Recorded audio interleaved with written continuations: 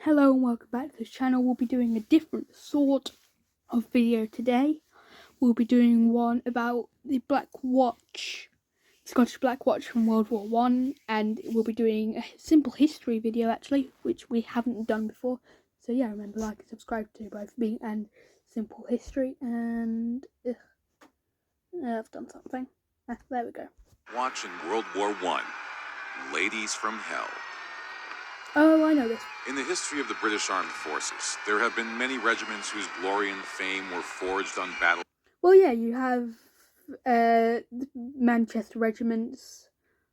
You have the ones that were sent out and forgotten about, ones in the middle of the jungle in the middle of World War II. Fields across the world. However, there is a unit whose devotion to duty and gallantry earned it the honor to be ranked among Britain's finest. These are the men of the 3rd Battalion, the Royal Regiment of Scotland.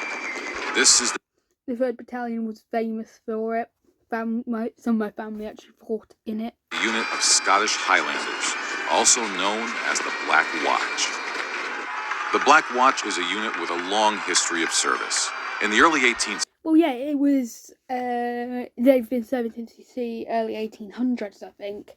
And they are still known for how ferocious they was then as redcoats and how they are now.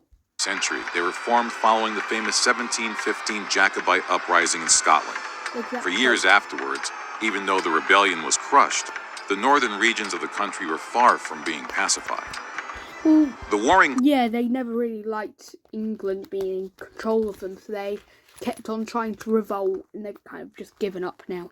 Plans were still causing trouble, and King George I's administration was unable to control them, because he was not in a position to garrison his troops in Scotland. Well, yeah, he wasn't in the position to do that as well. He couldn't speak English, so he couldn't really communicate with his subordinates of what he wanted, which meant that the first Prime Minister came in. For any length of time, so he decided to form a force among the Highlanders themselves to help maintain law and order in Scotland.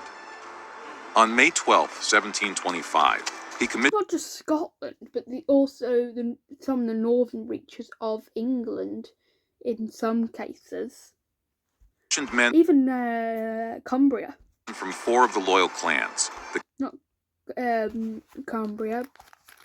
Ugh, I can't remember its name now. Campbells, Grants, Frasers, and Monroes, and formed a force comprising 6 companies under the command of General George Wade.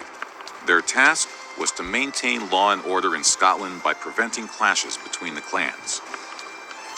The unit became a regiment of the line of the regular army in 1739, with a total strength of 10 companies. The following year, they had 10 companies, and they were often used. They then started to be used outside of the UK when they had difficulties going on. Some of them were used during the Revolutionary War in America, and some of them were used during World War One and World War II. The unit became the 43rd Highland Regiment of Foot, and in 1742 they were renumbered to the 42nd Regiment. Since then, the unit was also known as the 43. Yes. However, men of the 42nd were better known among their compatriots as the Black Watch, or Am Franken den Dubh in the Scottish Gaelic dialect. There were a lot of unverified stories of how the unit earned the nickname. The most plausible was one regarding the dark colors of the tartan worn by the men, coupled with what their... Yeah, it was a dark, almost navy blue with a very dark green, often found on conifers, kind of almost signifying Scotland, the green did. Required to do. Besides the recognizable dark tartan plaid, the Black Watch soldiers originally wore scarlet waistcoats and jackets with buff facings and blue tam o'shanter head. Well, yeah, tam o'shanters were often blue at the time, and the scarlet coats were often worn by British Army officials at the time as well. In the late 18th century, they adopted the red hackle on their caps, which became the most distinctive part of their uniforms. Yes. Even though they were initially raised to maintain order in Scotland, men of the 42nd Regiment were soon deployed overseas. They fought in the Americas, North Africa, and Europe in wars against the French. until Well, they were in the wars, the first, second, third, and fourth coalition, maybe even the fifth coalition, and then they were also in the Napoleonic Wars as well at the same time. So, and then you also had the American Revolution before that. So they were often used abroad just because of how fierce they were. the end of the 19th century, they served their sovereign in the Crimean War, India, Egypt, Sudan, The Crimean War in Ukraine, the war in Sudan, everywhere really. and the Boer Wars. Boer wars against the Dutch in South Africa. With the onset of World War I in 1914, the Black Watch was there to serve once again. They actually had to wear tights from 1915 onwards because of the fact they had bare legs, and in a gas attack that could still cause poisoning, and it was because of that it meant they had to wear tights because it would cover their legs somewhat. 25 battalions were raised by the regiment during the war, of which most fought in the trenches of the Western Front. Yes. 2 battalions fought on the battlefields of the Middle East and the Balkans as well. The bravery... Yeah, I think some of them actually fought in Greece during the war. And I know one of them fought in Africa. And there was one in the Balkans trying to defend Russia. And then most of them were on the French border with Belgium and tenacity Germany. displayed in combat was shown in the battles in which they fought. From Givenchy to Marne, with Festubert, Somme, Mesopotamia, Arras, and Ypres in between, the enemy got to know what it was like to fight the Highlanders. The Germans called them Der Damen aus der Hölle, the ladies from hell, in reference to the kilts they wore and their ferocity in combat. From the Battle of Mons at the beginning of the war to the final assault against the Hindenburg Line in 1918, the Black Watch's distinct uniform together with the sound of their Well, yeah, the bagpipes were the same colour as their uniform, signifying how important they were. You have to remember, bagpipes are the traditional instrument of the Highlands, which means that they are very important to them. Pipes made their presence felt on battlefields across Europe during World War I. Unlike previous campaigns, uniforms in the British Army during World War I prioritized camouflage in the trenches over parade aesthetics and regimental flags or standards. Gone were the days of lining up in rows to... Well, yeah, kilts were also good for camouflage as it was, because you could make them dark, light, or whatever colour. Fire volleys. Now, it was time to dig deep into the mud and prepare to repel massive assaults and take cover from the artillery bombardments. Black Watch buttons, shoulder titles, and the famous dark tartan pattern kilt completed the uniform. Later, in response to the muddy, horrific conditions of trench warfare, kilt aprons and covers became standard issue once again to protect the uniforms from getting wet and dirty, as they first appeared to be worn by Highland troops during the Boer Wars. Yes. These kilt covers came in 2 variations. A fully wrapped around design which featured... So you also have to remember, trenches were partly used during the Boer Wars, so they already had some knowledge of trench warfare, some of them did. And you also had the fact that the aprons were also there because it's really hard to wash kilts, like mud out of kilts. A front pocket and another front apron design. Both covers had a cotton drawstring that tied around the soldier's waist, but where the fully wrapped version included a pleated rear, the apron only offered protection from the front. Yes. Many Black Watch soldiers wore a sporran, or a leather pouch that acted as a pocket. Yeah, so because kilts don't have pockets, people still wear them now, sporrans, and they're very useful and often made out of goat's leather. This was one of their most prized pieces of clothing. The kilts worn by the regiment did not have pockets, so men would utilize the sporran as a functional piece of clothing to store coins, fire-making equipment, or any other number of small useful items. Accompanying the kilt and sporran were the various types of headdresses used, including the bonnet with the red hackle, the Glengarry cap, and the tam-o'-shanter. Yep. The weapons and equipment used by the Black Watch included the Lee Enfield Mark I SML Lee bolt-action rifle, the 1907 pattern bayonet that they carried on their weapon. So yeah, they always used them on them from 1917 onwards. It was a standard issue for most of the British Army, I think, at the time.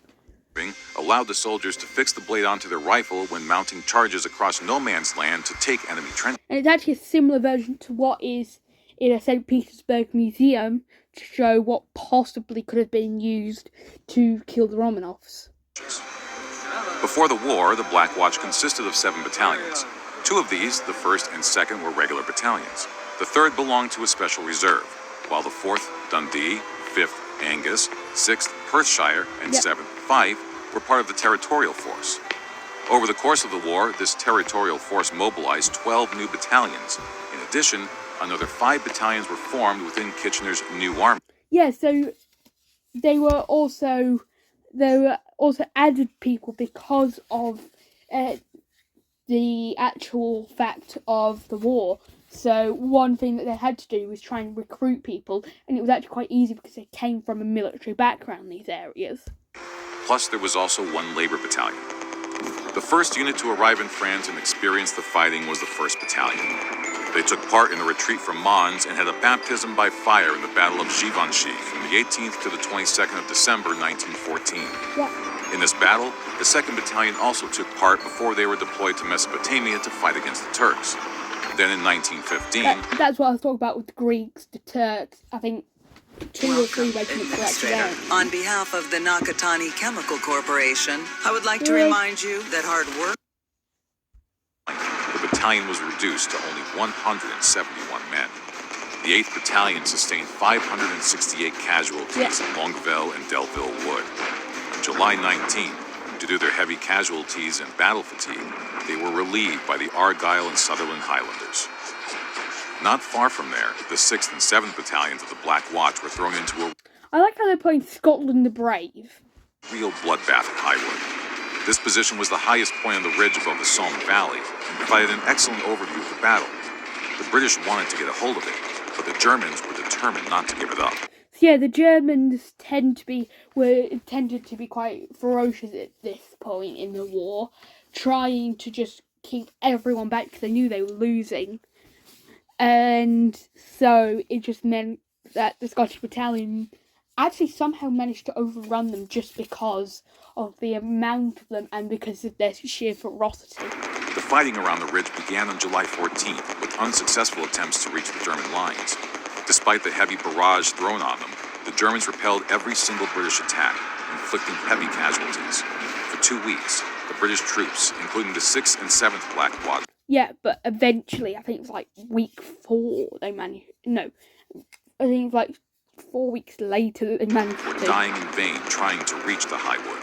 On the evening of July 30th, 1916, the British made one more attempt to conquer the ridge. Men of the Black Watch were tasked with capturing the eastern and western corners of the enemy positions. The artillery bombardment that lasted for almost an entire day gave little results. The German defense was as strong as it was before, met with devastating machine gun fire and German shelling. The Black Watch continued pushing forward until they were 25 yards from the German barbed wire. But that was as far as they would get. The 7th Highlanders were held up in a redoubt in the High Wood, while the men of the 6th Battalion had to take... There was a lot of them, but they also knew how to fight and dodge machine gun bullets somehow. shelter in muddy, water-filled shell holes in the ground. The attack ended in bitter disappointment. The High Wood remained out of reach of the British, and too many bodies were left in no man's land. Men of the Black Watch tried to rescue their wounded comrades under cover of the night. On that day, the Black Watch lost 154 men. I think that was one of the most significant losses they ever had.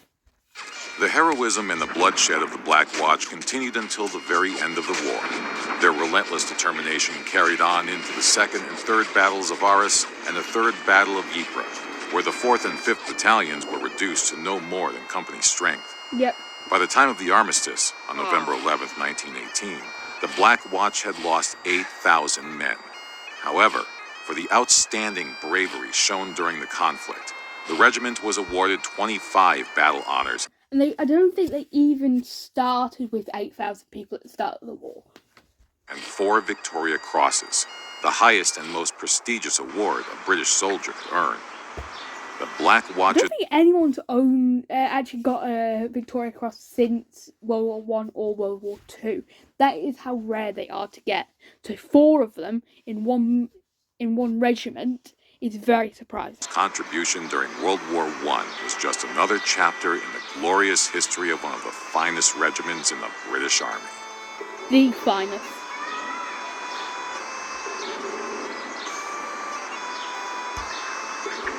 Anyway, that's the end of the video. So remember, like and subscribe, and I hope you like this video.